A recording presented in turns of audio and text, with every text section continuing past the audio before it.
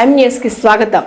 ఆర్తమూరు గ్రామంలో వేంచేసి ఉన్న శ్రీ వెంకటేశ్వర స్వామి వారి 17వ వార్షిక బ్రహ్మోత్సవాల భాగంగా 5వ రోజు పండితులతో ఉదయం సుదర్శన హోమం, లక్ష తులసి పూజ, లక్ష పుష్పార్చన, అమ్మవారి కుంకుమార్చన నిర్వహించి సాయంత్రం సహస్ర దీపాలంకరణ అలాగే స్వరార్చన అయిన అనంతరం భక్తులు గ్రామస్తుల సమక్షంలో చోరొచ్చు కరుల పండుగ నిర్వహించారు.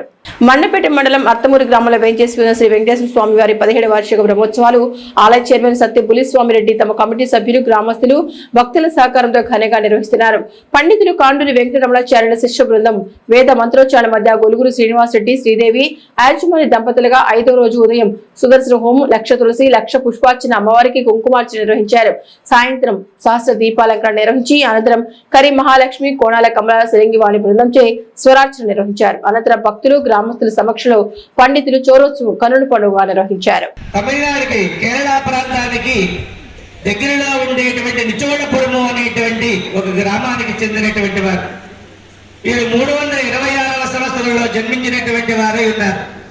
స్వామివారి యొక్క చేతిలో పట్టుకునేటువంటి పద్మహంస సంభూతులు వీరు నాన్నగారి పేరు, తండ్రి గారికి పూర్వం చేసుకునేటువంటి వాసుదేవ పెరుమాళ్ యొక్క కైంకర్య రూపంలో తిరుమంగయాళ్ళవారులుగా వారికి ఉద్భవించారు.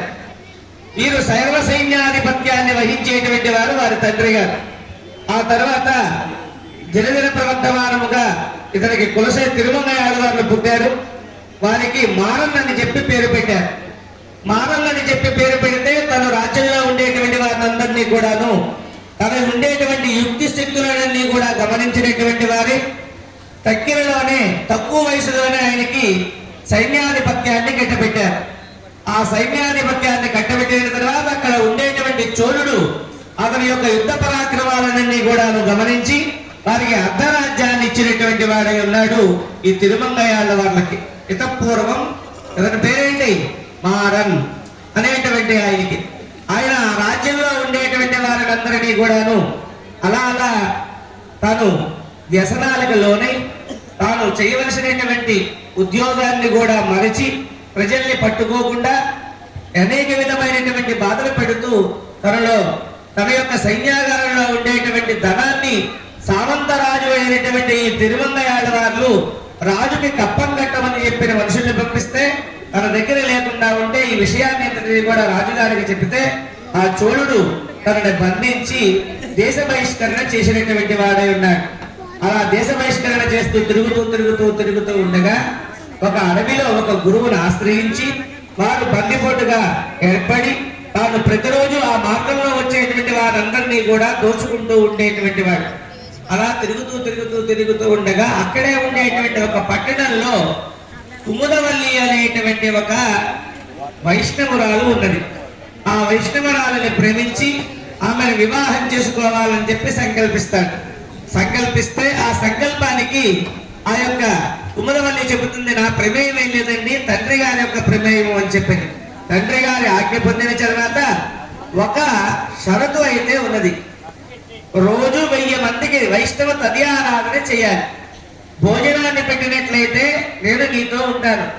ఏ రోజు అయితే భోజనం పెట్టలేదో ఆ రోజు నుంచి నేను విడిచి వెళ్ళిపోతాను అని చెప్పి కుముదవల్లి చెబుతుంది. అందు గురించి అని చెప్పి దేశాటన చేస్తూ 4 శిష్యుల్ని ఏర్పాటు చేసుకుని, ఆ శిష్యులు కూడా మామూలైనటువంటి వారు కాదు. వారు ఒకరు నీళ్ళల్లో నడిచేటువంటి వారు, ఒకరు ఆకాశంలో ఉండేటువంటి ఎటువంటి ప్రగతిని తేలుతూ ఉండేటువంటి వారు, ఒకరు ఏ తాళాన్ని అయినా సరే అమాంతం చూపులతోనే తీయగలిగినటువంటి వారు. ఈ ముగ్గురికి సైన్యాధిపత్యాన్ని వహిస్తూ ధనాన్ని అంతటినీ కూడా ఒక చోట సేకరించేటువంటి వారు వీరందరూ కూడా ఈ దళం వహిస్తూ ఆ యొక్క కైంకర్యాన్ని చేస్తూ ఉంటారు. అలా ఎన్నాళ్ళు తిరిగినా ఆ మార్గంలోంచి ఎవరు వెళ్ళకపోవడంతో అనేక విధంగా బాధపడుతూ ఉంటాడు.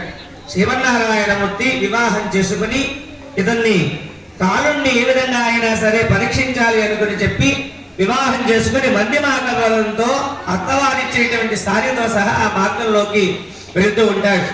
ఆ పరకాలుడు అక్కడ ఉండేటువంటి లక్ష్మీదేవి యొక్క నగలు, చెలికత్తెల యొక్క నగలు అన్నిటినీ కూడా తీసుకున్నటువంటి వాడై చివరకు అమ్మవారి యొక్క మట్టి మిగిలిపోతుంది. అది కూడా తీసివంటే నాకు రావడం లేదు, నువ్వే తీసుకో అంటాడు. అమ్మ యొక్క పాదస్పర్శ నోటికి ఎప్పుడైతే కలిగిందో తనకి జ్ఞానం వచ్చింది. ఆ జ్ఞానం వల్ల తాను పూర్వజన్మలో ఉండేటువంటి దాన్ని కూడా తెలుసుకున్నటువంటి వాడై ఉన్నాడు. పూర్వకాలం నమ్మాళ్ళ వారిని వచించినటువంటి చతుర్వేదములు, ఋగ్వేద, యజుర్వేద, సామవేద, అధర్వణ వేదములన్నిటికీ కూడాను భాష్యాన్ని రచించి 600 శ్లోకాలు పైగా వారు అనుగ్రహించినటువంటి వారై ఉన్నారు. అటువంటి ఈ యొక్క తిరుమంగయాళ్ళ వారి చరిత్ర, ఈ చరిత్రని ఎవరైతే చెప్పుకుంటారో, ఈ ఉత్సవాన్ని ఎవరైతే చేస్తారో వారికి అగ్ని భయము, వ్యాధి భయము, చోర భయము లేకుండా ఉంటాయి అని చెప్పి ఆనాడు శ్రీమన్నారాయణమూర్తి సాక్షాత్తు చెప్పడం కారణం చేత వెంకటేశ్వర స్వామి వారి యొక్క 17వ వార్షిక కళ్యాణ మహోత్సవ కార్యక్రమంలో ఈ సంవత్సరం స్వామికి దోపోత్సవ కార్యక్రమాన్ని విశేషంగా చేసుకోవడం జరిగినది.